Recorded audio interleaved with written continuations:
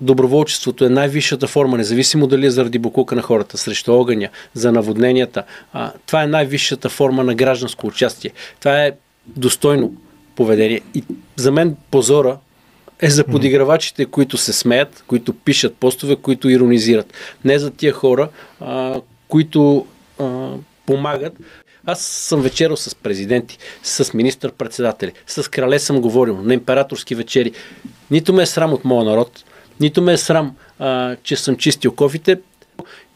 Само да напомня, че това е лидерския район. От тук са избрани Бойко Борисов, Атанас Зафиров, Костадин Костадинов, Слави Трифонов. Те не дойдоха да чистят. Не помагат в криза. Ние приоритетно чистим около училища и детски градини, защото там са най-уязвимите, малките деца, учениците. Позорът е за тия, които не отидоха да помогнат, а се издържат от парите на данъкоплатците, а и създадоха кризата.